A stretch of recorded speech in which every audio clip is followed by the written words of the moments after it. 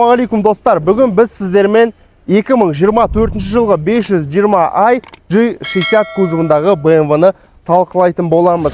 Бұл автокөлікті біреулер бұрынғы BMW емес десе, ал біреулері BMW нағыз сәтті шыққан нұсқасы деп айтып жатады. Осы көліктің 520 индексіне қарап, адамдар оны өте әлсіз деп ойлап жатуы да мүмкін. Бұл қате пікір. Сонымен достар, бұл автокөлікті бүгін сіздермен бірге сыртқы дизайннан бастап расходына дейін жалпы көлікті кімдер алу керек, соған дейін барлығын талқылайтын боламыз. Достар, сыртынан алғаш қараған кезде бұл G60 G30 кузовынан қарағанда әлде қайда үлкенірек, ұзындығы 5 метрге дейін жетеді. Жалпы еніне келетін болсақ, ені де үлкен жалпақтанған. Жалпы сыртқы дизайны бойынша фараларын қарайтын болсаңыздар, осындай LED оптикасы орнатылған. Бұл матрикстық жүйесі де бар, өте керемет, әдемі. Және алдыңғы решеткалары былайша айтқанда өте үлкен деп айтуға келмейді. Орташа жалпы өз агрессивті түрін сақтаған. Капоттың сызықтары, мынау жанындағы сызықтарының барлығы бір келкі өте үйлесімді. Және мынаны қараңыздаршы достар, ручка классикалық түрде осылай есігімізбен бірдей қылып жасалған. Бұл аэродинамикаға өте былайша айтқанда күш береді. Артқы шамдарына келетін болсақ, артқы шамдары өте жіңішке стильді жасалған. Бұл көлік маған ұнайтыны, бұл көлік айқайлап тұрмайды. Өзін сабырлы, бірақ мәртебелі ұстайды. Достар, ішіне отырайық бұл автокөліктің. Бұл автокөліктің ең алғаш ішіне отырған бетте түсетін осы екі үлкендеген экраны. Так, мынау алдымыздағы экран цифрлық экран, яғни көліктің жағдайын барлығын бізге көрсетіп отыратын. Бұның объемы 12,3 дюймді. Ал мынау үлкен экран, бұл жерде көліктің подогрев, обдув сидений, жаңағы климат контрольмен управлять етуге болады. Басқа да қандай нәрсе бар, мультимедиа барлығын управлять етуге болатын. Бұл жүйе, бұл экранның үлкендігі 14,5 дюймді құрайды.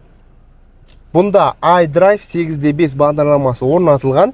Өте керемет жағдайда. Ішкі салонның мынау кожалары, жалпы материалдары өте жақсы жасалған. Төбесінде панорамалы крышасы, мына жерде осындай әдемі жарық шамдары, және бұл көлікте достар управление жестами, яғни сіздер қолдың белгісі арқылы управление жасай аласыздар. Мысалы, міне медиаға қойып, көліктің дауысын шығарып азайтып, немесе келесі радио толқында, немесе кездесі музыканы қоса аласыздар. BMW әрқашан басқарылуымен ерекшеленеді. Бұл автокөлік жоғары жылдамдықта өзін трассада нақты четко ұстайтын автокөліктің бірі. Трассаға жабысып тұрғандай әсер береді. Мынау рулінің әсері, рулі өте нақты, өте керемет.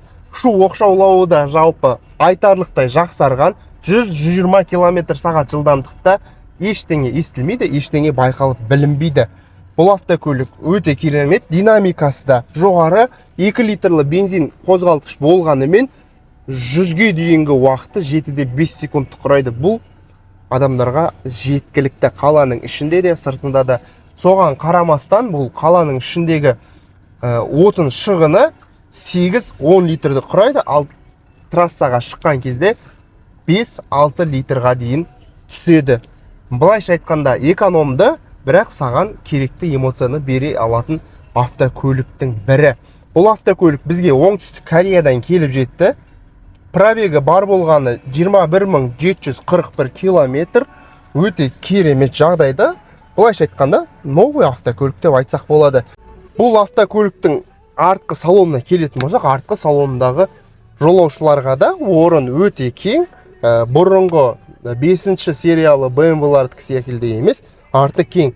Жаңа айтып өткендей, кузов бөлшегі ұзарғандықтан арты осындай кең болады. Және артында 4 бірдей Type-C порт бар екен, осы екі орындықта, және ортадағы консольда артында. Ортадағы консольда және екі сиденияның подогреві, көтен жылытқыштары бар.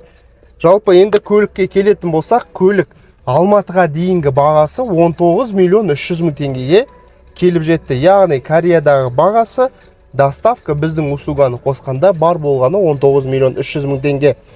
Растаможка, утиль, первичканың барлығын қосқан кезде бұл автокөлік плюс-минус 24 миллион теңгеге қазақ номерге түседі, достар.